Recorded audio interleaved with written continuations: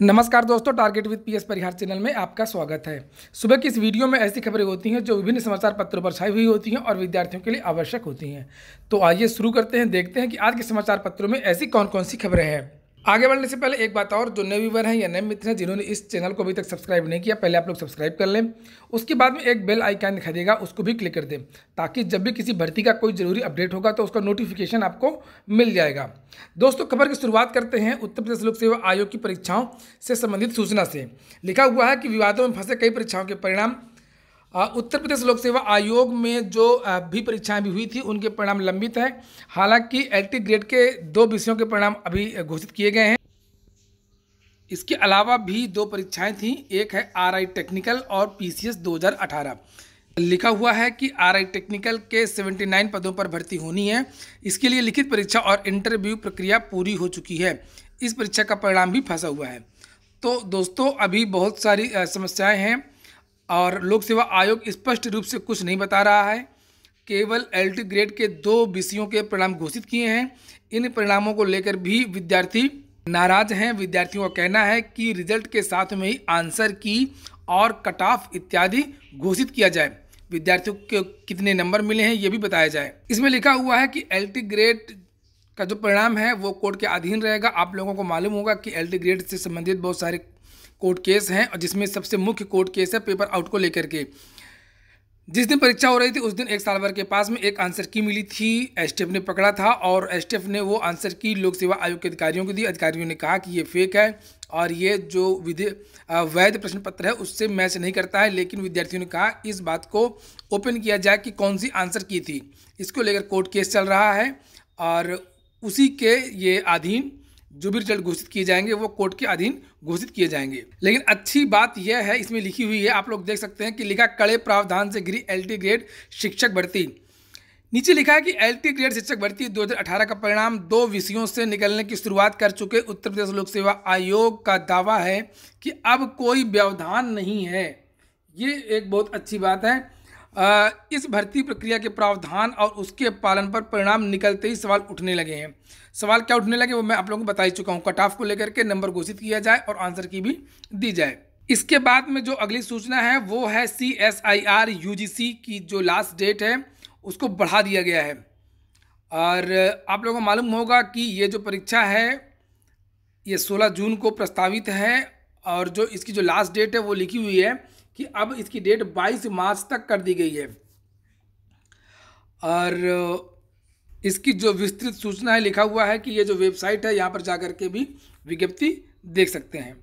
इसके बाद में जो अगली सूचना है वो है बीएड प्रवेश परीक्षा की, जो 11 तारीख को प्रस्तावित थी, 11 अप्रैल को। हालांकि लोकसभा चुनाव और एक परीक्षा की वजह से अब ये डेट बढ़ेगी। इसमें लिखा है कि बीएड की प्रवेश परीक्षा 11 अप्रैल को प्रस्तावित है। हालांकि बरेली विश्वविद्यालय इस तिथि में परिवर्तन करने पर विचार कर रहा है। इसके पीछे 2 मुख्य कारण हैं। 11 अप्रैल को छत्रपति शाहू जी महाराज विश्वविद्यालय की परीक्षा है। इससे परीक्षा केंद्र बनाने और अभ्यर्थियों को परेशानी होगी। वहीं 11 अप्रैल से लोकसभा के चुनाव भी हो रहे हैं। ऐसे में परीक्षा केंद्र बनाने के साथ जिला प्रशासन की मदद मिलना मुश्किल होगी। इन सभी बातों को ध्यान में रखते हुए विश्वविद्यालय प्रशासन तिथि परिवर्तन पर विचार कर रहा है और बहुत जल्दी आपको नई तिथि मिल जाएगी। बहुत ज़्यादा डेट नहीं बढ़ेगी। इन्हीं लोकसभा चुनावों के बीच में डेट घोषित होगी, इसलिए आप लोग पढ़ाई तो करते रहें। अगली सूचना है SEE इंजीनियरिंग में प्रवेश लेने के लिए जो उत्तर प्रदेश की संयुक्त प्रवेश परीक्षा होती है उसकी बात हो रही है, जिसका पहले नाम UPTU था, उसके बाद में UPSEE।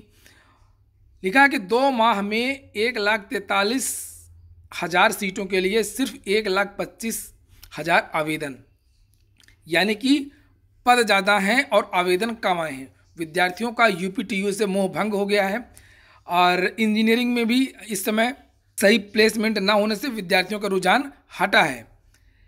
नीचे लिखा है कि प्रदेश के इंजीनियरिंग मैनेजमेंट व फार्मेसी संस्थानों में प्रवेश के लिए राज्य प्रवेश परीक्षा में आवेदकों की संख्या में अपेक्षाकृत कोई बढ़ोतरी नहीं हो रही है। आवेदन शुरू हुए 2 महीने होने को हैं, लेकिन 1,43,000 सीटों की तुलना में सिर्फ 1,25,000 आवेदन ही आए हैं। इस बार संबद्ध कॉलेजों की संख्या भी बढ़ानी है। हाँ, चूँकि वो रिजर्वेशन जो सवर्णों को बढ़ाया गया है 10%, उसकी वजह से सीटों को भी बढ़ाया जाएगा।